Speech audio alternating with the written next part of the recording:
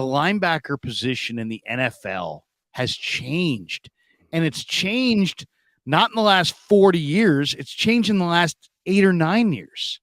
I mean, the Niners were on the cutting edge of the linebacker changes when they had Willis and Bowman. And we're all looking at it like, wow, look at all this speed that the 49ers have at linebacker. Now you look around the league, and this is kind of the way it is. If you run 4.8, forget it. Sit down. You can't play. And if you run 4.7, no, they're going to pick on you. And like D Winters ran 4.49.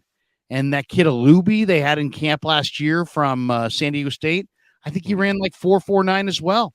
And Greenlaw runs 4.5, and Warner runs 4.5, and Marcelino runs 4.5, and they're all converted safeties. And no, I said to Johnny, I go, remember the old days with Matt Millen and the big neck roll, and the inside backer was 260 or 258. Yeah, I mean, and he's taking on guards, and he's like, yeah, the game has changed. It's become a passing game, and the linebackers don't take on guards that much. They're really down the field playing pass coverage, and if you don't have that movement ability, you can't play. And he loves D. Winters and Jalen Graham. Give me your thoughts on those two guys, because, Winters' college film is awesome. And I asked him, I said, were you used as a blitzer? And he's like, no. But if you look at him, you would swear that he was. And I said, so that wasn't blitzing? He's like, no.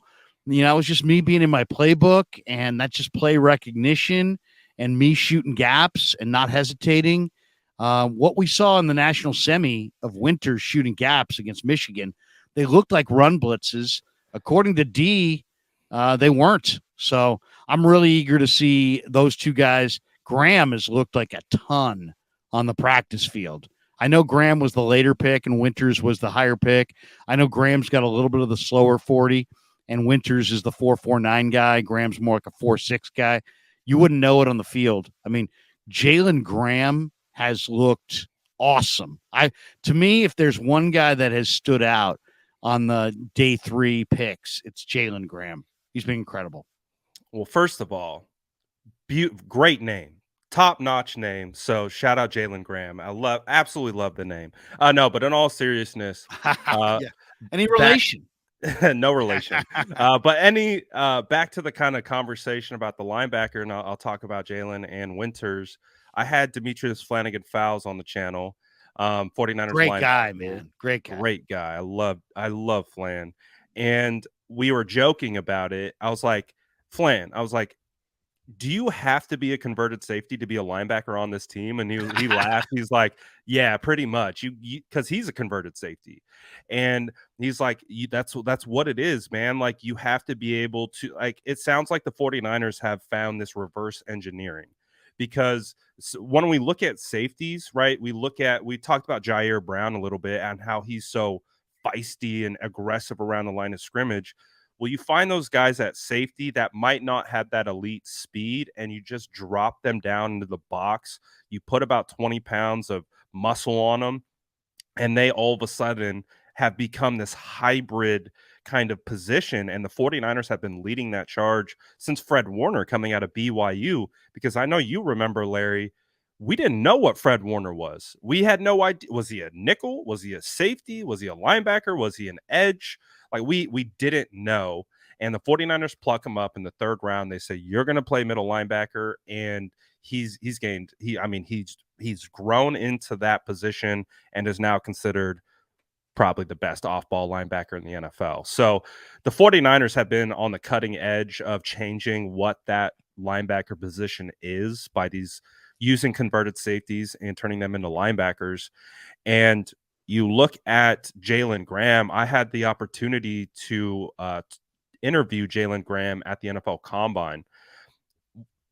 He's on the all yoked team. He was sitting there, and I was standing probably about. He does. He looks the part, man. And like, there are some guys that I was talking to. For example, on the opposite side, Jose Ramirez out of Eastern Michigan. I'm like, you're a football player? He just looks so small, so like just meek. And I'm like, but he was actually one of the like sleeper edge. Like, he is furious off the edge. But when talking to Jalen Graham, I mean, he has muscles on muscles, like it was just popping. I'm like, yeah, you look like an NFL player. He's a converted safety as well. And we talked about that. And he talked about how he's been watching the San Francisco 49ers linebackers since 2019 and how he's always kept an eye on the 49ers defense and what they've been doing. And also to the linebackers because he watches Fred. He knows Fred is kind of a converted guy. And Jalen Graham was a guy that I came away really impressed with, just the person. And when you kind of go into his tape a little bit, as a converted safety who's still learning the linebacker position, you can absolutely see how Jalen Graham is a developing player still and has the potential to maybe in a year, 2, maybe 3, find that footing at the linebacker position and really be someone that could present himself as a problem, whether it's starting on special teams. Maybe he works his way up into that LB3 spot, but also Winters too. Like I would say Winters just looks like the more natural athlete where like he doesn't I didn't get the chance to talk to Winters at the combine, but when you look at these two guys, like you look at Graham and he looks the part. Winters doesn't like look as intimidating as him, but I mean when you put on that tape, I mean you mentioned it, he flashes. He is very instinctual, and when he decides to hit the go button, I mean he's got rockets and he's able to track down these ball carriers. And so it's a really interesting dynamic when you have Fred Warner, Dre Greenlaw. I think Oren Burks is slated for the LB3. I really like Oren Burks and what he's been able to do, but he's on the last year of his contract. You've got Flan, you've got Marcelino, then you bring in Winters, then you bring in Graham. I mean, again, competition. I think the 49ers typically carry 5 linebackers because the linebackers play special teams. I mean, D Flan, I think, was 3rd in the NFL in special teams tackles. I think he was tied with Oren Burks and at 3, and then Odom was 1. So the 49ers rely on those linebackers quite a bit for special teams. So I imagine they'll carry quite a few. But again, another fierce battle. Marcelino looks the part.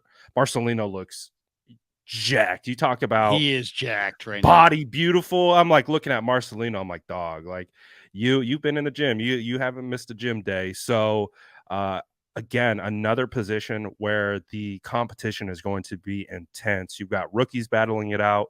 You've got now Marcelino, D Flan, Oren, who's going to be that LB3 to fill in for Aziz. It's such a good problem to have for the 49ers, man. Like they it's kind of like an embarrassment of riches at a certain point. Well, and sometimes you just start to see it. And like for the Niners, they clearly see it at linebacker. Yeah. And they've got great eye for it. It's funny too. It's like, people have come up to me and said, Krueger, I bet you're big on college recruiting because I know how much you're into the draft. And I said, no, I'm not. I'm not into college recruiting. And they're like, what do you mean? How could you not be into college recruiting if, you're super into the draft? And I'm like, because it's too early in the process. And Jalen Graham's a perfect example. He was a 3-star high school recruit. The Niners had somebody else. I think Braden Willis might have been a 0-star. Like nobody recruited him at all. But Jaden Graham was 3-star recruit, and they all wanted him to play safety. And then he was part of that David Bell, George Karlaftis 2019 class, I guess, at Purdue. But I mean, the thing that made me, I liked him when I saw him on film his junior year, and you can just see him he's smooth. He's a high energy player, but he's really smooth. And you can see that he processes really quickly. A buddy of mine who rolled in there as a road scout said the Purdue coaching staff trusted this guy a ton, and that Ron English's system, had him doing a bunch of different things, but that he was, 4-year starter. The coaches loved him. He was a high energy guy. He was versatile. And then of course, as you said, he passes the eyeball test. And then the 4.64 doesn't even bother me. I mean, that used to be a super fast time. Now it's a kind of a pedestrian time. But he's got a 1.59 10-yard split, 10-inch hands, huge hands, long arms, very productive player. But the other thing that jumped out was when I read the Matt Barrows piece where Scott McCloughan was all over him. And McCloughan's got such a great eye for talent. And if you want to go back and say, well, maybe you're making a bigger deal of it. No, I don't think I am, because McCloughan was the guy that loved Hufanga. Not that other people didn't, because Hufanga was the Pac-12 Defensive Player of the Year. But, Right. you know, one of the things I love about Scott is that he sees through all the measurables and all the measurements and goes right to the tape. And then he's going to tell you who the good football players are.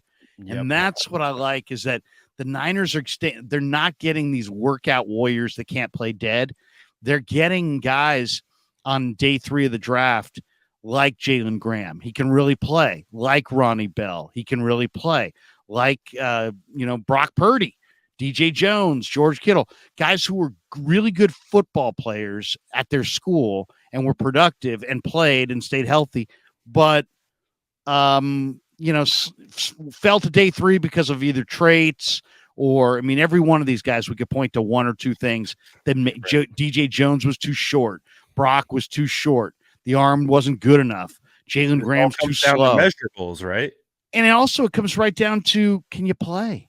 Can you forget all the measurables, forget the combine, and just go back to who can play? And Jalen Graham can play.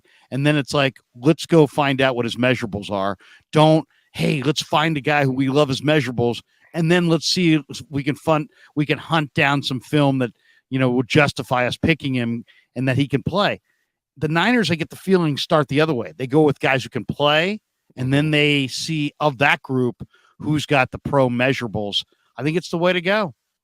I think that's absolutely the way to go. It's kind of like how, I try to, you and I, we both actually love the evaluation process, and I'm big too. Like I'm not comparing myself to Scott at all. Scott is a legend. I mean, we've seen the teams that he's drafted, whether it's for the 49ers, what he's done in Washington, or wherever he's been.